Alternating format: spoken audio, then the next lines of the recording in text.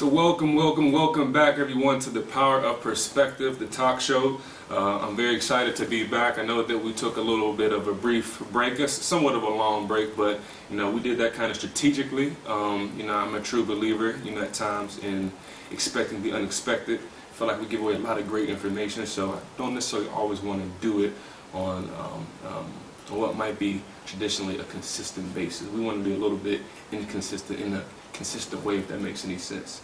All right. Like I said, I'm so glad to be back. We're back here at the Duquesne University Counseling and Wellbeing Center. Very blessed to have the opportunity to use this facility. If you don't know anything about it, look it up. There's some phenomenal things going on here that we do. Just look it up. It's a very phenomenal place, if you will. With that said, it's a very engaging topic. I'm very excited. I'm excited about all the topics that we talk about, but this is another one titled "I'm Tired of Being Unhappy," and I feel like we have an excellent person here today to have the conversation with. And he's many things. I like to call him an advanced seeker. He's a music teacher. He teaches a guitar, and I said I wouldn't forget the other instrument. But it's a harmonium. It's a harmonium? Harmonium. All right, so with no further ado, I want to introduce Chris Molinari. So, would you tell him a little bit about yourself, sir? Yeah, cool. Well, thanks for having me on, first of all. No problem. Thank you for being here. Yeah, of course. So, I kind of do a lot of things right now. I'm working at Duquesne University as well as a Wellbeing Educator. I actually work with a client with autism as his direct care worker. Okay. And like Shawn said, guitar teacher, a harmonium teacher, and what else do I do? Oh yeah, yoga teacher training. I'm training to be a yoga instructor. Yeah, you're doing a lot, man. So I met you. You have your hands in, in a lot of things, but they all relate to, you also kind of put everything in a pot in a way to make sense, and I like that. Yeah. But that's cool, man. And like I said, he's an advanced seeker. He's very humble. Everybody here is humble. That's one of the reasons why I really enjoy having the honor and the privilege of working here and meeting people at Duquesne. But I also think that you have a lot of knowledge yourself about the things that you are a seeker of, right? So whenever you and I were having that conversation about just the state of unhappiness, I think it was several months ago too. Yeah, it really sparked my interest. Yeah. So I know there's some things that I wanted to talk about, but I feel like I want you to maybe go into some of the things that you were talking about then, and we can kind of have that conversation again now for the people. Cool. Yeah. Well, a couple months ago, we had been talking for a while about one topic, and we were both like, So then I came back from a meditation retreat. Right. And I came back with not even a topic, but my experience, I would say. Okay. Of what I was feeling at the time. Okay. And so that topic was, was what inspired. I'm tired of being unhappy. That is like finding a way to be less concerned about the outside. What's good? What's bad? What do I like? What do I not like? More of an emphasis on an inner contentment. Right. Well, I feel like, and I definitely want you to talk more about that, but I feel like, some people might think that, this is a topic that, I wouldn't say it's traditional. I wouldn't say that this is necessarily cliche, but I feel like, in a way, the experience of it is probably something that I think would be considered that's not necessarily abnormal. I think a lot of people are going through this, and that's why I think that this is so vital and important that we talk about, because a lot of people, I think, whether they acknowledge it or not, have that experience of putting more energy on the external world instead of their internal world, and in the result having a lot of stress that causes them to be unhappy. Absolutely. And it's, again, it sounds cliche, but if we dip into the experience of it, it turns different. We're in this society that, really propagates, get out there, do your work, make that money, have your certain type of friend base, which you need to have, all these things that we have set up for ourselves. Right. In less time focused on think about what you need for yourself. Contemplate. Spend some time not thinking. Spend some time just being with yourself.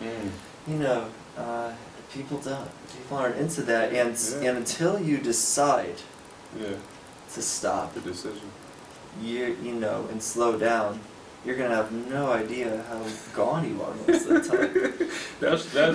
that's actually very. It's not funny, but you know, it's humorous in a way. But I mean, everything you said was just so. It's true. You know what I mean? Like you have to, you know, you got to be aware of it. But then the awareness is, I'm working with one of my clients right now in private practice, and you know, this person is very, very, very aware of awareness, right? But awareness isn't necessarily the key to everything, right? From awareness, you got to take action. You know, you got to make the decision, like you're saying.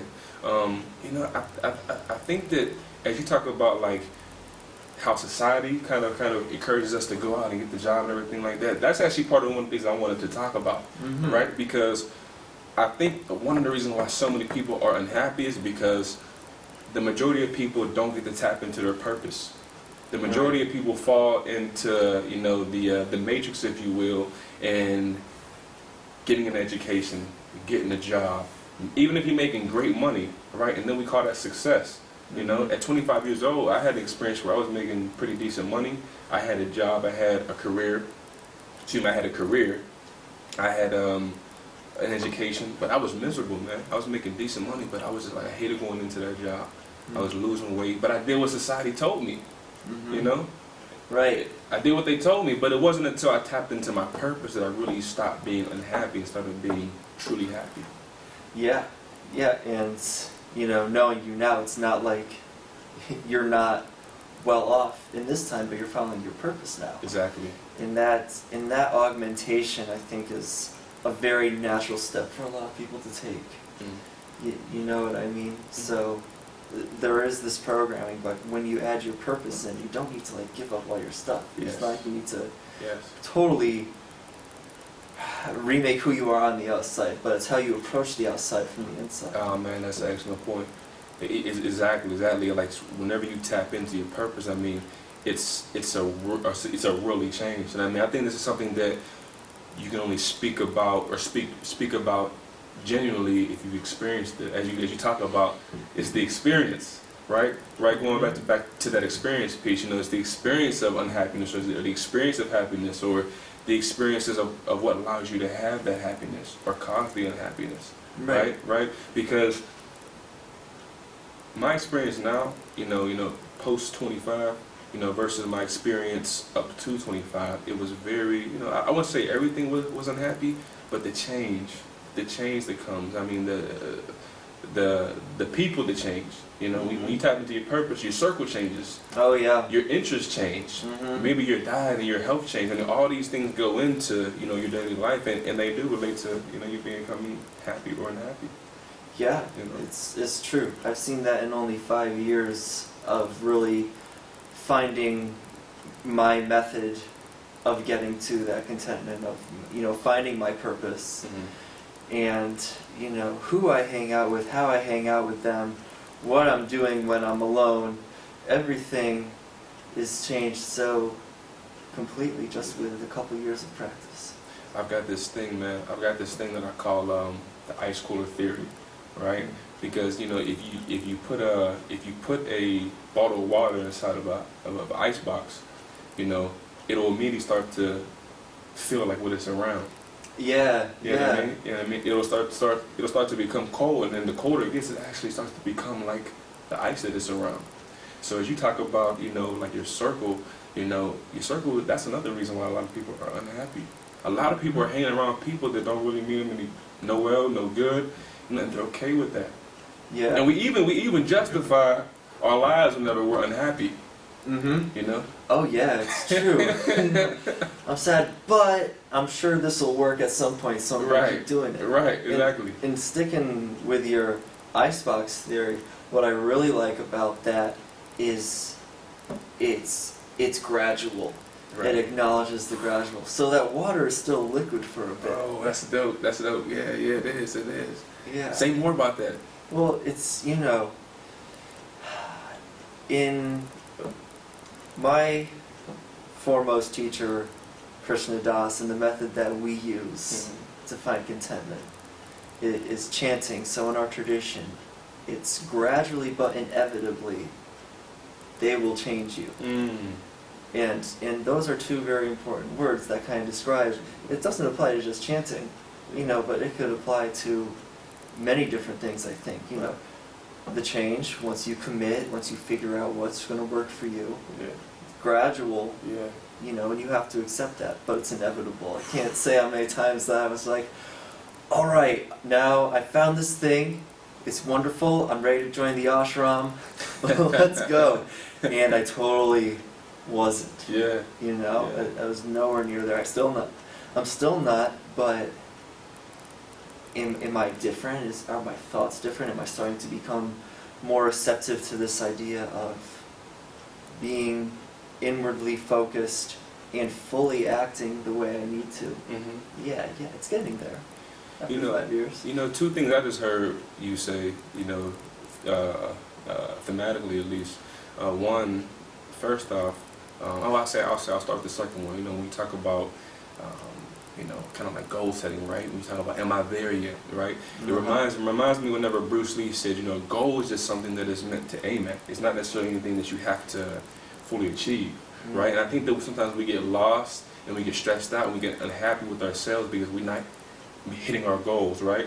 Right. But if you have a goal, like think about it like this: if you have a goal to get from point A to point Z, right? Let's say you only make it to P, right? There can be so much life and so many experiences along that way of you getting to P that getting to Z almost doesn't matter because of the growth that you've got from A to P. And I think people lose sight of that. Like you have to, part of you, yes. Maybe you can be a little bit in distress that you didn't meet the goal that you want, but how many people are truly out here meeting every goal that they set in life? And are we really acknowledging the fact that, hey, most people don't get from A to D. I got to P. And even if you do get to D, that's growth. And I think that the second thing was whenever you say gradually but inevitably, right?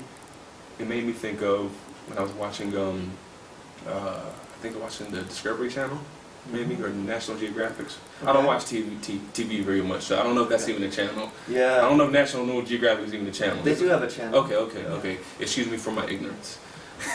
But it said that when you look at the Earth, it'll take a year or two for a peninsula to move 1 inch or 2 inches, right? Yeah. It's gradual, but it's inevitable, right? And think about that symbolically, man. Yeah. Within what happens to us within the course of a day, a month, 2 years, 5 years, 10 years. Sometimes we're not even cognizant that these gradual changes are happening, and the inevitability that happens can be good, bad, or in between. Yeah. In a way, who are you to know in the moment in a lot of cases? Exactly. Exactly. Oh, that's powerful, man. That's powerful. I wanted to also say that, talk about I think that some people's, I think that there's always a battle between happiness and unhappiness, right? I feel like a lot of people who are unhappy, or excuse me, let's talk about happy. A lot of people who are happy, right? I feel like there can be a battle to sustain that happiness because there's so much joy to take. There's so many other people who are trying to take your joy, right? But whenever you're unhappy, there's not necessarily that much joy to take because there's nothing there, right? And then in that, the battle becomes trying to realize that there needs to be a battle back towards happiness. Does that make sense? Yeah. Oh, yeah. That's true. One of my friends just yesterday never talks like this, but he just said, "There is no victory without a battle." There is no victory without a battle. Say more about that. Well, it's he was actually talking about this Hindu epic poem where the God has to battle to get his wife back, and he does in the end. But he was talking about there's a certain, was it terrible that the God's wife was stolen from him by another being, and then he had to wage this whole war against this other being to get her back, and destroy this other being's nation. And as sad as that was, there's a lot of nectar in the story that followed. Exactly. Yeah. Exactly.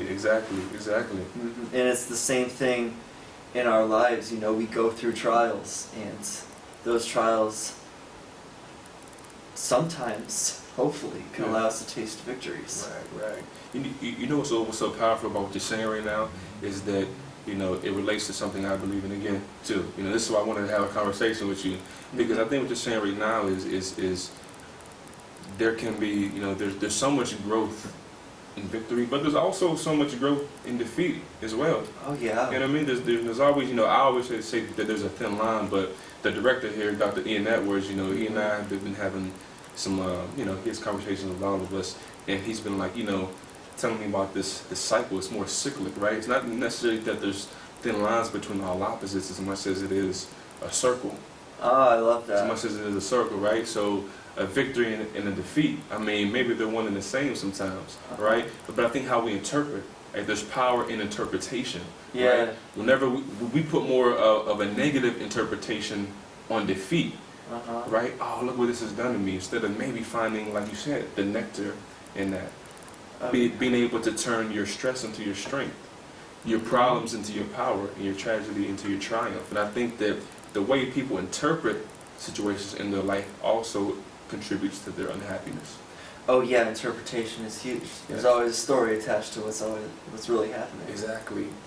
Lots of stories sometimes. Oh yeah, and sometimes the story actually makes sense, but if you're swept away in it, and all of a sudden you're not present and you feel like yourself, but there's this, again, this, I don't know if you want to call it fine line or what, but sometimes these stories can be really helpful, and it gives you a narrative, it helps you figure it out, but sometimes the story is just a story.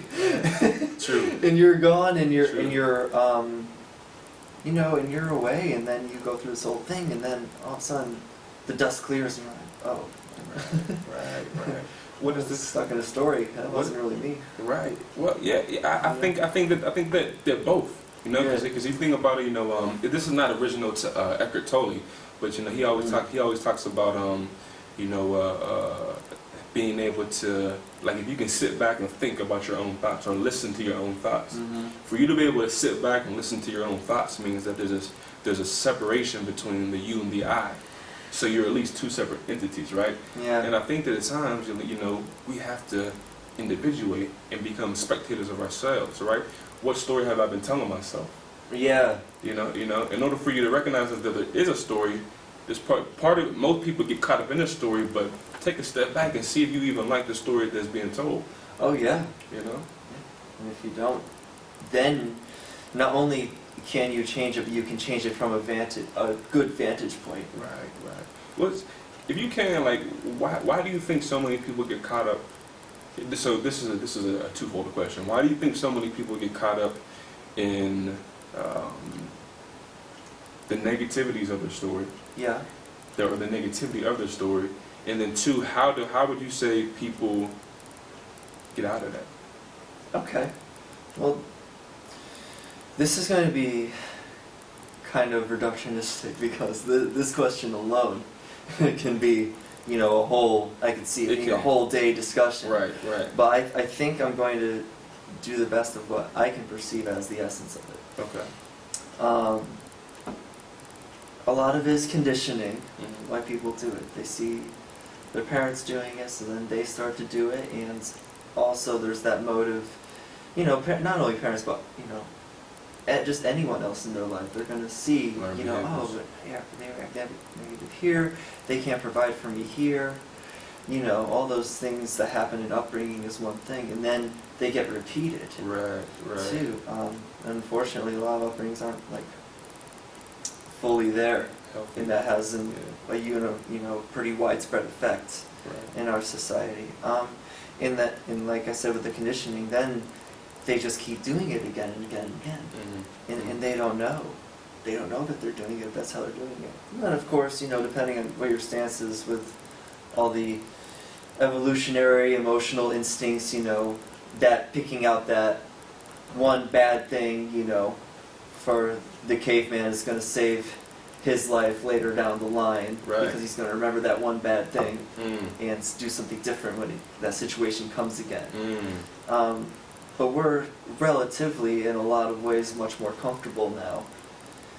You know, not literally fighting for our lives day in and day out, hunting for our foods. That, you know, if we have an instinct like that, think of how much energy it had and we used to need. Wow. And now we don't. So that's one thing. Wow. Well, let's actually take a break there. Yeah. Because I want to go to a commercial break, and then I want to come back, because that was powerful. Like, you know, we're more comfortable today not fighting for our lives. Now, you know, you were talking about it one way, but I feel like symbolically that relates to everybody in a way. So, yes.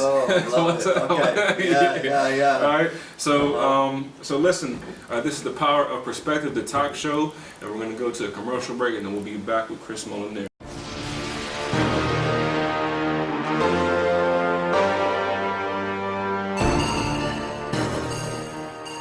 I think I've learned a lot about myself, about my actions, about how what I've been doing in boxing practice also relates to everything that I do in my life, and I've reflected on that throughout my life in between those sessions, and I've learned to apply a lot of the things that I've learned in the sessions about breathing, about emotional intelligence, and I believe that it's helped me calm down, helped me understand myself and my environment a little bit better.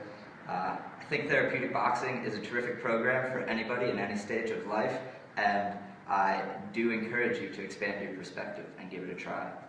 Kevin Chung, and I got a great perspective on life. My name is Frank Schmuck, and I've got a great perspective on life. Hey, my name's John Houck. I have a great perspective on life, thanks to PerspectVe LLC. Welcome back to the Power of Perspective, the talk show.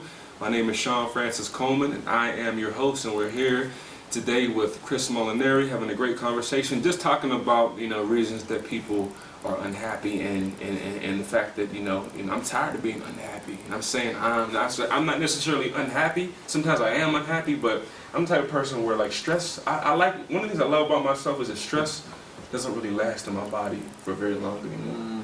You know, and I've noticed that about myself. You know, it's just like in my adulthood, especially once I started really delving into my purpose, like, I might be stressed out for a while, I might be unhappy for literally a few minutes, but then my body, just like a healthy immune system, it fights it and kicks it out. Yeah. You know.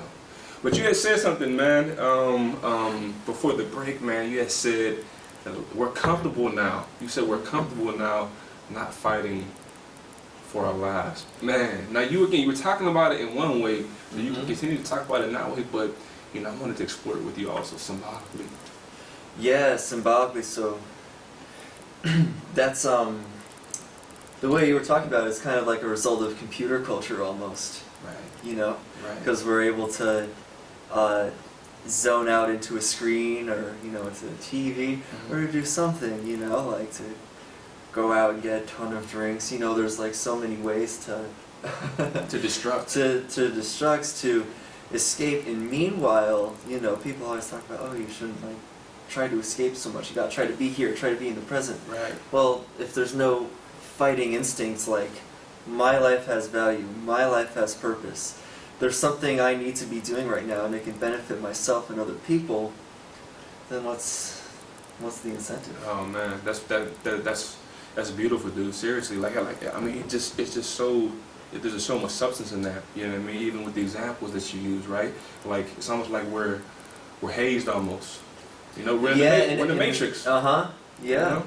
Plugged into the grid and into an alternate reality. Yeah, we're not fighting for it. I think that applies even, you know, me being a, you know, African American male, black male, you know, and I think it's not just for, I think, my ethnicity, but I think for, you know, maybe you're poor, you know, and really maybe you're rich, maybe you're Hispanic, maybe you're, you know, homosexual, maybe you're European, whatever it is, you know, that you may be. I feel like, you know, maybe it may be more prevalent in certain groups, but like not that idea of not fighting for your life anymore. I see a lot of poor people, right, who just like kind of giving up.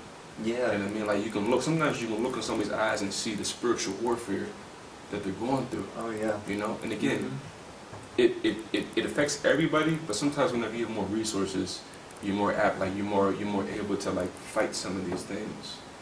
Right. You know. Yeah, and you know why you were saying earlier, A, why do people do this? A, how, or B, how do you get out of it? Yeah. So you know, a lot of people, especially in poor situations, you know, not just economically but just in general, they'll end up like they have a lot to hold on to. Mm-hmm. They have a lot of negative experiences to hold on to.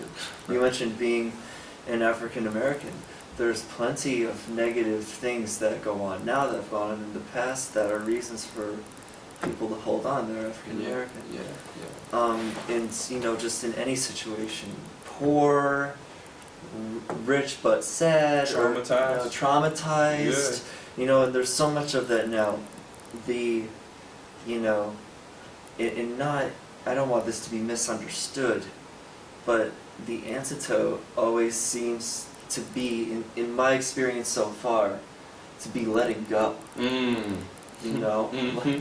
and whenever I teach I led 2 group meditations today, and whenever you know, most people hadn't done it. In fact, like, I think I led meditation for 20 people total today who had never meditated before. Oh wow. And one of the things I say when I'm about to lead group meditation is, you know, when we're focusing on our breath, because that's the method I use with groups that are new to it, a thought comes in like, oh, the Penguins are playing on Friday night and I have a ticket and me and my friends are going and I'm going to have a great time. While you're meditating, great. Let it go. Come back to the breath. You know, and it's like, you know, oh, the other side of it, I have these bills due. You know, I have, if you're in school, this test to take, or if you're at work, this project to finish, and it's while you're in meditation. Yeah. That, you know, 20 minutes from now, Yeah. you can think about that. Yeah. Right now, Right. your task is to let go of that. Right. And bring it back to the breath. Right. Ultimately, the idea is that you can learn to let go even as you're going through life. Mm. Mm. And it's a practice, and the other thing I say at these things is, you know, you have 20-something or however many years of programming, of being the other way, of holding on, of following trains of thought, Right. you know, of trying to manipulate thoughts in and out of your mind. Right. If you ever heard the you know, term associated with meditation, like clear your mind, Mhm. like forget it. Right. How are you going to clear your mind? Yeah. But can you try to focus on your Right. breath for a little bit? Right. And I think that's, I mean, of all the people I've read about, of all the people I know, you know, a lot of people who I know who are really the happiest admit that they're not blissed out, they're not ecstatic, they're not always smiling, Yeah. but they're content Right. with what's there. Right. And Yeah. I found, at least in my experience, that to be what brings some peace. Ooh, ooh. I'm gonna have to clap him up for that one. You know, I gotta clap for that one. I think that last 3 minutes, I almost forgot I was on the show. Seriously, that's so. I think that there were so many, not so many. I think that you did honestly like an excellent job of talking about different ideas within what you were saying, right? Because as you talk about, you know, the ethnic standpoint, if you talk about just the universal standpoint, you know, of what people go through, right? People do hold on to things, right? Sometimes people feel bad if they do let it go, right? But I have this saying, you know, in one of my books where it's like, you know, people need to stop carrying around dead weight. It's dead. Yeah. If you see, you know, if you see me carrying around like you know, a dead dog, if I came into work, you know, or if I went to a party with a dead dog, everywhere you saw me, I had a dead dog, right? You would start thinking like, wow, that guy's crazy. And really, the idea of holding on to dead weight symbolically is kind of crazy. It really is. It really is. But so many of us do. Which is why I kind of maybe people don't think it's crazy because so many people are doing it. Everybody's unhappy. Like people today think that being happy is abnormal. Mm-hmm. It's abnormal. Oh, It's abnormal. And not only that, you get looked at differently. Like when I heard you talking about letting stuff go, Mm-hmm. it caused me to think about the idea of what I've been talking about for the past 7 months now, and this idea of empathetic apathy, right? Part of me, and I've said this before, I feel like I'm not encouraging anybody to be sociopathic or totally apathetic, but I think sometimes there are certain qualities within sociopathy that can be used to create boundaries with people. Mm-hmm. To be able to say no, to be able to say, you know what, I don't care about that. Because again, it's cyclic. Part of not caring is caring. Maybe I can't care about this right now because I have more empathy for the bigger picture. You know what I mean? I'm going to be apathetic to the situation, but empathetic to the bigger picture. And a lot of people don't necessarily understand that concept, but also they definitely don't. I live that concept. But you get like whenever you have that mentality, you get called selfish, stubborn. You don't care. You're an asshole. You're X, Y, and Z. But you have to really But they love you. Like I'm reading a book right now and it says people love you when you're asleep, and they can't stand you when you're awake. Yeah. So I just thought that was excellent. And you saying that. I mean, and that would very often come from that person's desire to do what you're doing, but there's so much self-hatred there for not living the way that they want to, it gets projected very easily. Right.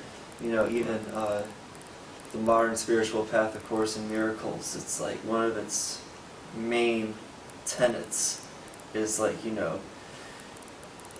all hatred that, you have for someone else or someone has for you is,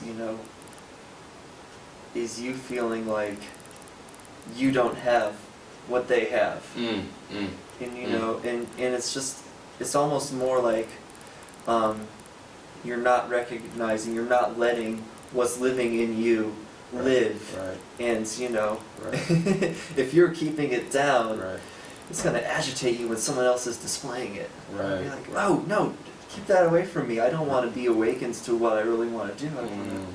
Because if you're awake, you're going to shake someone else and be like, hey, wake up. And then they're going to be like, no, I want to sleep. Yeah, but so many of us, again, there's two things there, right? And one, we've already been talking about it, but there's so many, a lot of reasons why, I think one of the reasons why some people are unhappy, and we're not going to be able to talk about them all, obviously, within this show, but it's because some people really feel bad and feel guilty about building boundaries with people. They feel bad about it, telling people no, or, focusing more on yourself than others. Like I hear so many people who feel and think that you're going to get to go to heaven, or that you're going to get these added accolades and more respect because you're focusing more on other people than you are yourself. It is admirable in a way, but sometimes what is admirable can also be detrimental to yourself, right? And then there's the idea of self-defeatism. Yeah. You know what I mean? Like a lot of the reason why people are unhappy, and I think that we've been talking about it in a roundabout way, is that people are engaging in self-defeating ways. But at the same time, in order to defeat self-defeatism itself, the self has to take accountability for the detrimental actions and ways that it's been engaging in. And that's difficult because a lot of people don't want to take accountability and say, you know what, most of my unhappiness comes from me.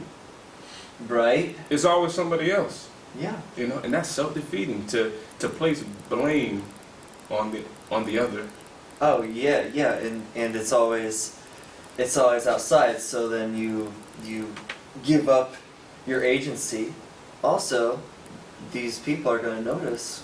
Once they achieve their goal, oh, this negative stimulus is gone, well then there's going to be another one lined up right behind it, and then there's going to be another reason, because the pattern isn't, a reaction to this specific thing. The pattern is a general negativity and a general find what you can blame and do it. Exactly. Yeah. Exactly. Yeah.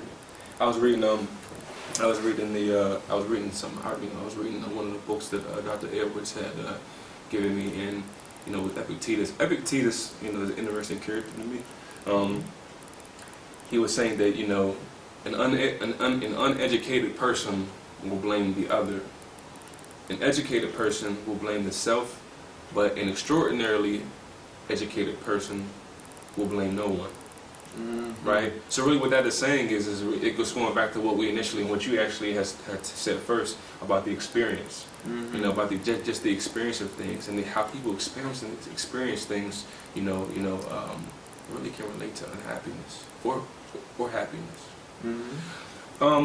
With that said, I want to take another break. I'm really enjoying the conversation with you. Me too. We'll take another break, and then we're actually going to bring things to a close, and then I would like you to tell a little bit about how people can get in contact with you.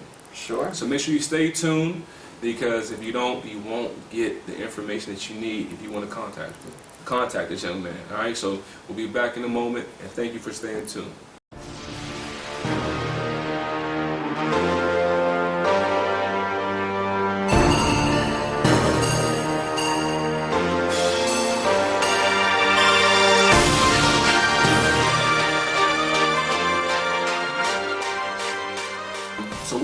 Welcome back to the Power of Perspective, the talk show. My name is Shawn Francis-Coleman, and I'm here with Chris Molinari.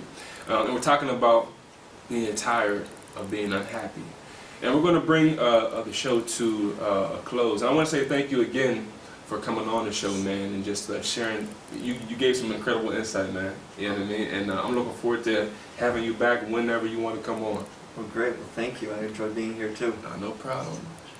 I think too. We talked a lot about the self, right? And the self is a great thing, but relationship with the other is also part of this third dimensional experience. Oh yeah. So one of the things also that I say in my second book is like, in terms of relationship with not just a wife or a husband, but maybe a brother, maybe a son, maybe anybody, an animal. Like, I don't just want to be with you. I want to be with a happy you. I don't just want to be with you, because we always say, I just want to be with this person, that'll make me happy. Well, my perspective is that being with somebody is not necessarily going to contribute to happiness, but I want to be with a happy you.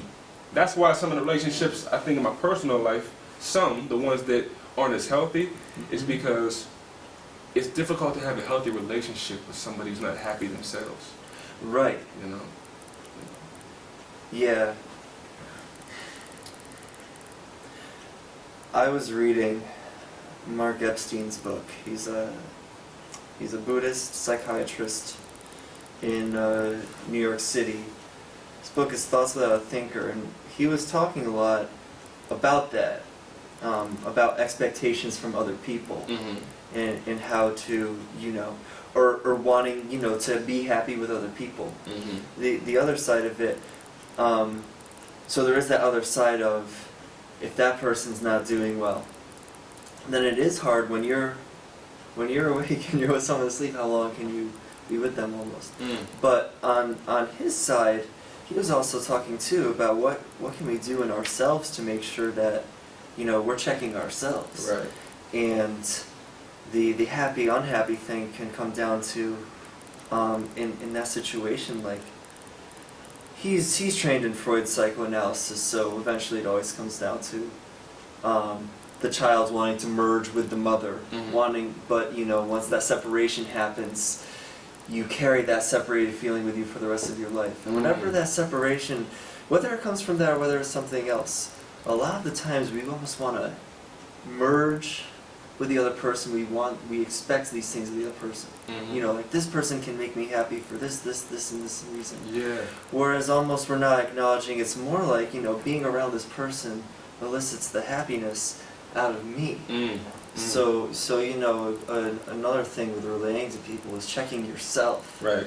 Like, am I expecting something of this person? Am I bringing myself to the table in that greatness that's in me is actually getting amplified. Right. Excellent way to say that. Excellent way to say it. I feel like this is a conversation that, not to say that it's any better or worse than any other conversation, but I really feel like, what we talked about and how we talked about it, you know, a viewer may have to go back and really dissect it. You know what I mean? Because I think that we said a lot of things in very simplistic ways, but I also feel like there's some other existential energy out there too, you know, that can be interpreted, you know, differently. Not necessarily negatively, but there's so much substance in it that it can relate to many things. Yeah, You know? it's true, and these things would grow in us, Right. and we would be different people by the time it came back around, and we'd have more insight. Well, with that said, you know, I do want to thank, you know, the viewers, everybody who continues to support this show, everybody who continues to support Perspective. You know, this is my passion. You know, this is the passion of I don't want to say this is the passion of other people, but I tend to meet people who are passionate about what they do, and it just always makes for a great conversation and a great discussion. I did want to quote Dr. Robin L. Smith. She's a psychiatrist, she's a psychologist, and she was the originator of the idea that, you know how you and I just talked about how people just love you when you're asleep, but they kind of hate you when you're awake. All right, and I know that's kind of random, but I like to give credit where credit is due. As far as being unhappy, you know, I feel like we delved into the reason why people are unhappy, and I hope that we gave you some reasons and some ways that you can, you know, start to travel into the lifestyle of happiness. It truly is a lifestyle, I believe. One trick in creating a lifestyle of happiness, I believe, is keeping activities that you can look forward to in your daily planning. Fun activities, and even maybe if they're not totally fun, just something that you can look forward to. You know, maybe it's going home and seeing your children. I know before I had a son, you know, my thing, and before I was married, or before I was with my wife, it was going home and watching a movie. It might be 20 minutes, I might only watch 20 minutes of the movie, but I'm looking forward to that.